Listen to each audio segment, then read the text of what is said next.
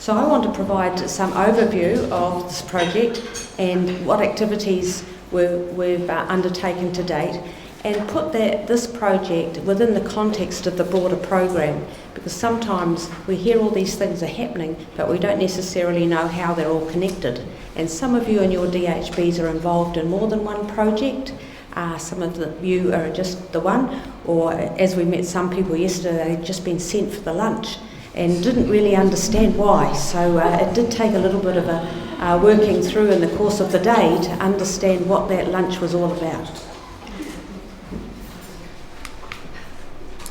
So for those that are unfamiliar with this program, back in 2016, mental health and addiction services were under a lot of pressure. There was a fair bit of heat in the sector, and the media were having a bit of a ball. So yes, they were focusing on this, and then they'd shoot over to that. And actually our clinicians, and more specifically our psychiatrists and nurse leaders, were getting rather tired and battle weary. As time progressed, they were welcomed a couple of psychiatrists who came back from a sabbatical looking awfully refreshed. Wow, what's happened to them? They felt quite positive about everything while people were feeling quite low. And they said, look, we've seen some services overseas that actually have some of these things that we're tackling nailed. That they've introduced quality improvement programs, that they're using methodologies, that they're actually a lot more optimistic about things. And yes, potentially there are opportunities for us to do that well. And so many of you all have heard about these psychiatrists that knocked on the door of Janice Wilson, the Chief Executive of the Commission, and said, look, you might have been working with hand washing, you might have achieved a lot with falls, but would you be prepared to give mental health and addiction a go? And you and I working in mental health and addiction, it's a complex, complicated, dynamic environment.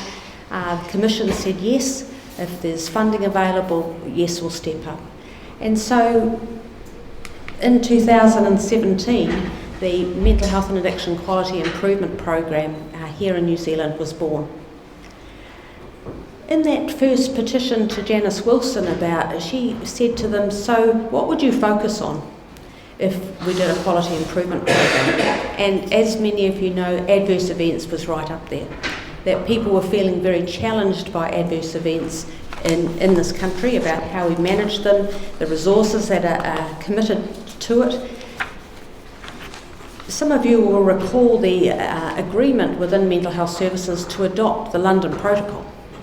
So that was fantastic. We all signed up to taking on the London Protocol and the way we investigate, report our adverse events. But we're very creative people, aren't we? So it might be a slight exaggeration, but I think we've got something like 20 versions of the London Protocol occurring in this country. So one of the ideas in terms of this project was to relook at our processes. So when we started the program, we went out to the sector in the 4 regions with workshops and asked people, so what is the continued challenge, what is working well in terms of adverse events, and where is there an opportunity to make improvements? So the key themes coming through from those sector workshops were about our processes. They were hard, they were laborious, sometimes they were duplicating. Staff culture in terms of adverse events, so that whole notion of a just culture, at times it seemed it was the individual's fault, and Sean talked about that the second victim in adverse events, and we've already been hearing about the third victim, so those that are charged with investigating the adverse events also become traumatised. So harm for so many different people. You'll be aware of the communication issues that came through in 2017 and the importance of including consumer and whānau voice, which at times were lost in processes. So the Commission don't embark on anything without understanding the context and ensuring that we're not going to replicate something that's already been done. So we contracted an individual to kick off and do an evidence review, and pull together all the literature both here in New Zealand and internationally. And that evidence review is available to you, and it's on our website. Yes, it does reinforce many of the things that we do know, but it does stress that there are opportunities to do things differently, and that, yes, we should be ready to embark on some of those things.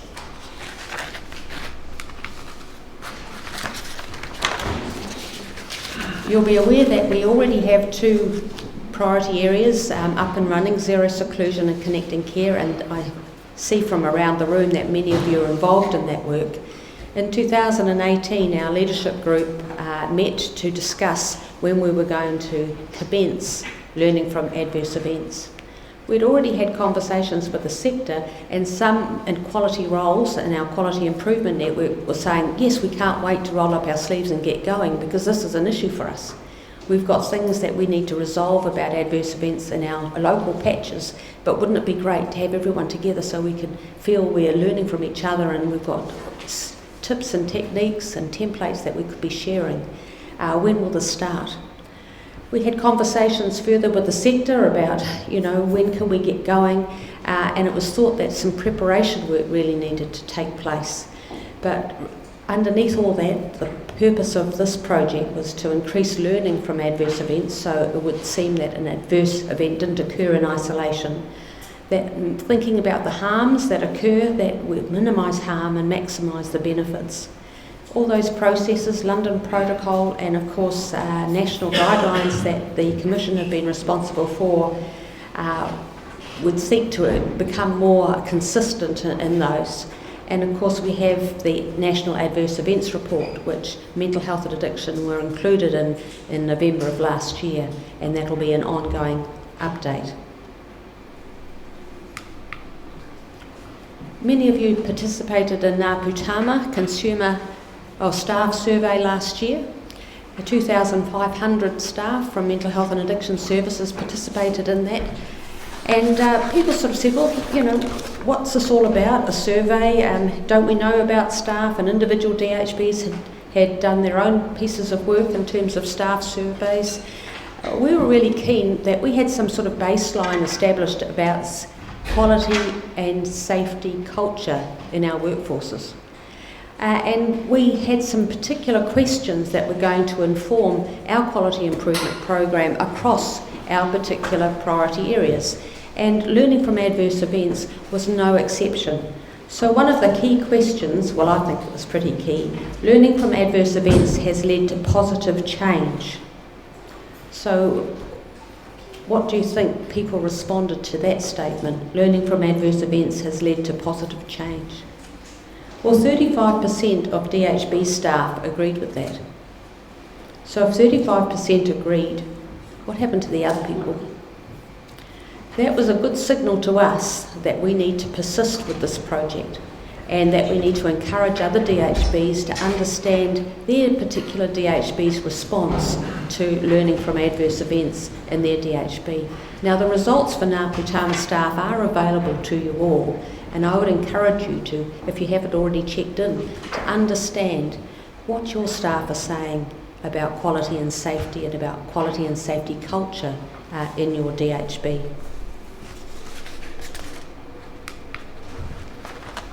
So move forward to 2019, and my goodness, times are flying, aren't they?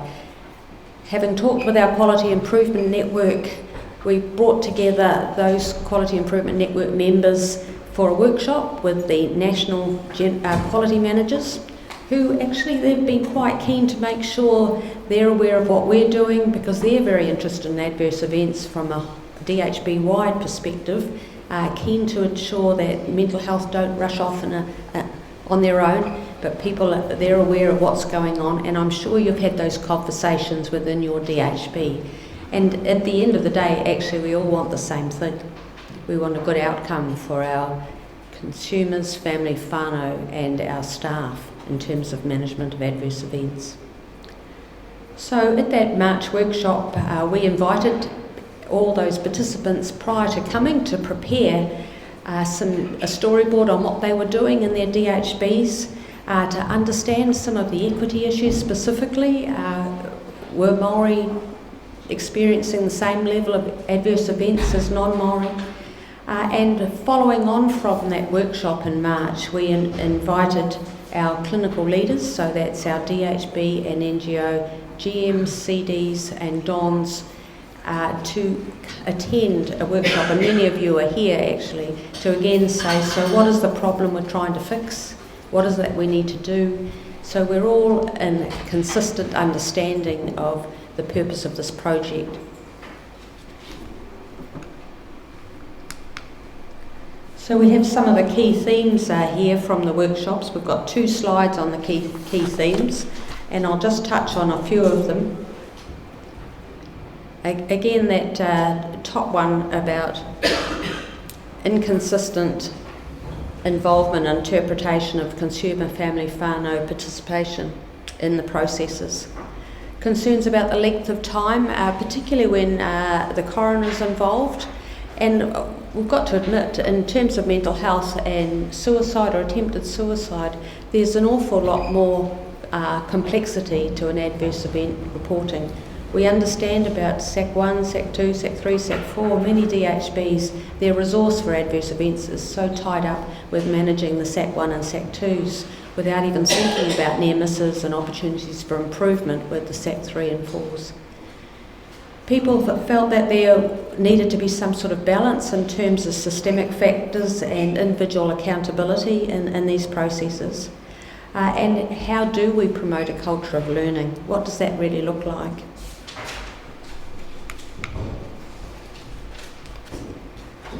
We keep asking people, so what would good look like? Because we're very good at thinking about what we don't like right now, but we can't always visualise where we'd like to go or what it would look like in the future. So people wanted introduction of greater understanding of learning and pathways to learn, understanding that actually this DHB had something happen, but they didn't always understand what was put in place with another DHB, and so many opportunities for us to share across.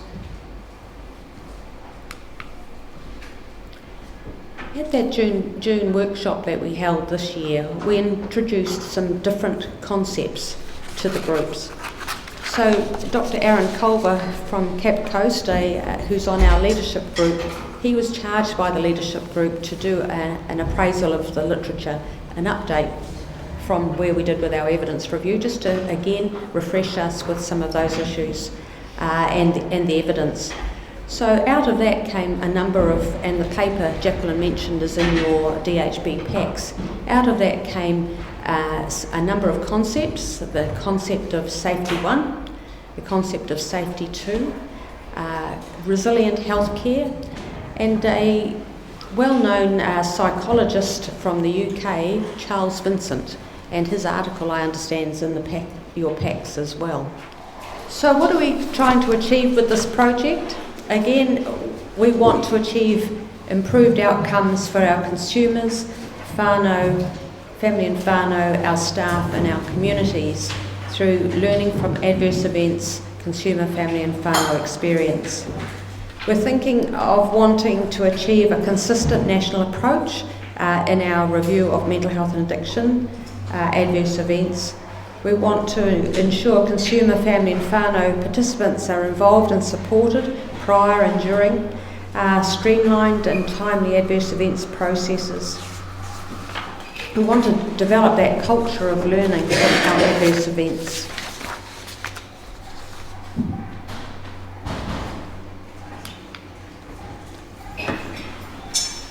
We're looking at this project, and I should probably hand over to Jacqueline here in terms of the timeline, but we need to be thinking about adverse events as a priority area and quality improvement project, and this is the co-design phase of that to ensure that we understand how we engage family, whānau and staff in the process. So I'm looking forward to participating in this journey of quality improvement as we look to learn from adverse events together. So thank you.